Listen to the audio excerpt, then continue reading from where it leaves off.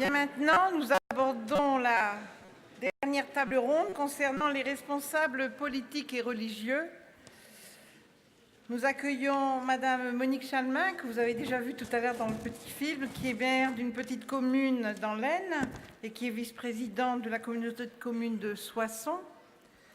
Monsieur Jacques Bigot, qui est maire, par contre, là, d'une plus grande commune, 35 000 habitants, une Kirche, et qui est président de la communauté urbaine de Strasbourg.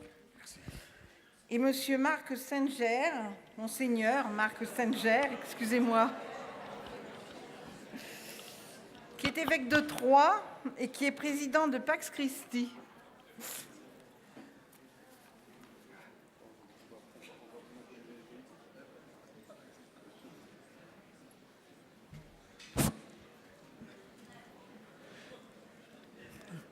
Alors, merci tous les trois de nous avoir rejoints.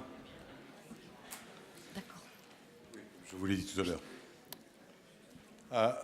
Troisième volet, toujours dans cette recherche, dans cette approche de qu'est-ce que les retraités peuvent apporter, ou quelle richesse ils peuvent apporter à notre société. Enfin, richesse, quel apport, plutôt que mot richesse. Derrière richesse, ça devient à ce moment-là quelque chose de beaucoup plus personnel dans le ressenti. À vous trois, nous allons regarder des choses très différentes.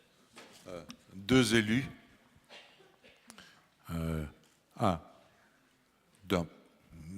oui, que vous faites, tout petit, 350 habitants, et encore, vous avez progressé en nombre d'habitants depuis la dernière...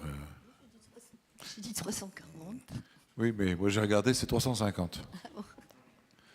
Bon, mais vous avez réussi, il y a quelque temps, à faire détourner la route nationale, mais on l'a vu tout à l'heure. Ouais, ça oui, c'était notre victoire.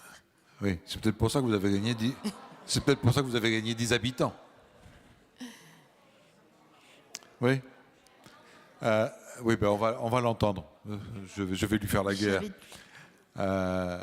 Quant à vous, Monsieur le Président, c'est pas la même taille, la communauté de Strasbourg. C'est plutôt plus gros. Certes, le tramway est là depuis longtemps, mais il est quand même pas mal, ce tramway. Et puis la vie grandit bien. J'espère que vous arriverez à conserver le titre de ville européenne. Mais ça, c'est un peu de vous que ça dépend, et beaucoup d'autres. Et puis, il y a vous, Monseigneur. Et là, il y a toute une série de questions qui se posent sur la question qui nous préoccupe globalement. On va commencer avec vous, Madame Chalmin. Vous êtes retraitée ? Moi, retraitée, non, pas du tout. Ah non. J'ai jamais été aussi active. Vous n'avez jamais été retraitée ? Mais non, j'ai pas eu cette chance de passer à l'étape suivante. Et vous n'avez pas l'intention de l'être ? Pas pour l'instant, non. Parce que même si après ce mandat, je réfléchis à autre chose, mais j'ai déjà d'autres projets. Oui, parce que je suis un peu dans la confidence. Vous m'avez dit que vous n'avez pas l'intention, dans un an, d'être candidate à votre succession. Oui, voilà. Non. Ah non. Vous ne serez pas candidate ? Si, vous allez être candidate au renouvellement de votre mandat de maire ? Non, je suis en train de préparer mon premier adjoint. Voilà, c'est bien ce que je disais. Pardon, je me suis mal exprimé. Donc, vous ne serez pas candidate à votre succession. Non. Voilà. Donc, c'est une forme de retraite ou de deuxième retraite. Oui, voilà, admettons. Et pourquoi ? Vous m'avez l'air jeune, tonique. Ben oui, mais j'ai entendu tellement de propos différents que je me remets en question. Non, donc pas depuis ce matin. Mais si, depuis ce matin, parce que moi, je disais à tout le monde, je suis trop vieille pour continuer. Pardon, ça se fait pas. Je ne vais pas vous demander votre âge, quoique. J'ai 67, bientôt 68 ans au mois d'avril. Bon, vous avez le temps. Bon, je trouvais raisonnable de mettre... J'ai une équipe jeune, en plus, je suis déjà la plus âgée depuis un moment. Si ça continue comme ça... Mais vous avez alors apporté des choses ?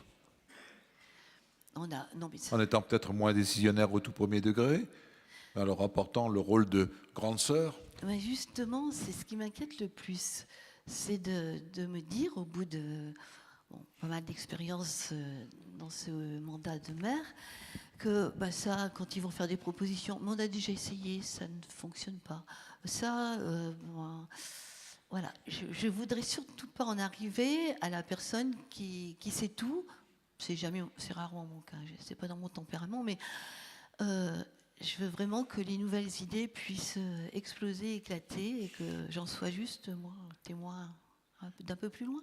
Ben oui, mais si vous êtes là sans pour autant être complètement impliqué dans la décision, vous avez la possibilité de dire que la nouvelle idée, de donner votre avis sur la nouvelle idée. Peut-être qu'elle a du bon, peut-être qu'elle a du mauvais, peut-être qu'elle est à prendre avec des réserves. Réellement, c'est ce que nous faisons, de toute façon, au Conseil. Tout le monde parle. Donc je ne comprends pas pourquoi vous n'allez pas être candidate encore. Je suis quand même pas mauvais. Hein. Bon, on a parlé des petits-enfants aussi, et moi, il me manque beaucoup. Voilà. Je voudrais passer plus de temps avec mes petits-enfants. Vous avez autre chose à faire. Oui. Donc l'intérêt particulier va primer sur l'intérêt collectif. Alors, avant d'envisager d'être élue un jour, parce que c'est arrivé quand même très subitement, je voulais devenir conteuse. Et quand j'avais fait ça... Conteuse ? Oui, mais pas avec un P, hein, surtout j'ai horreur des chiffres. Et donc, lorsque... Et pas comtesse, non plus. Non plus. Et lorsque je suis rentrée dans cette activité de maire que je ne connaissais pas du tout, ça a été tellement prenant, tellement préoccupant, que j'ai abandonné complètement l'idée du conte. Et je ne dis pas que je vais retourner au conte, ma mémoire serait peut-être trop défaillante, mais je voudrais rencontrer des jeunes pour leur lire des histoires. Enfin, j'ai besoin de ludique maintenant. Vous avez besoin, et les autres en ont besoin. Ils ont besoin de l'écouter, ce ludique. Oui, je pense qu'il y a des enfants qui... Et donc là, il y a un apport mutuel. Voilà, qui partagent au niveau... Ouais. Qu'est-ce que c'est qui a été pour vous, allez, qu'est-ce que c'est qui est encore le plus important dans ce que vous avez pu apporter? Quel a été votre apport? Il y a combien de temps que vous êtes maire? 4 mandats. 6 x 4, 24. 23, puisque il va finir dans un an. C'est pas mal, hein? Et vous n'aviez pas envie d'arrêter plus tôt? Si, j'ai eu envie d'arrêter, pas le mandat précédent, celui-ci, celui d'avant. Puis j'avais rien préparé, j'avais pas de succession assurée, et on m'a fait beaucoup de reproches. 350 habitants, il y avait un problème de succession. Monsieur Bigot n'a pas le même problème, je pense. Ah non. On verra tout à l'heure, dans son cas. Derrière, votre problème à Soissons, enfin non, pardon, à la communauté urbaine de Soissons, aujourd'hui, c'est quoi? Le problème, bon, moi j'ai rempli ma mission en plus, puisque j'étais vice-présidente au SCOT, enfin à l'aménagement du territoire. On vient de tout signer, tout terminer la fin décembre, et voilà, ça a été un travail de 6 années très très intense, avec beaucoup de concertation. Justement, je crois que le fait d'être un petit peu, bon, on va dire plus âgé, allez, j'avais des contacts plus faciles avec tout le monde.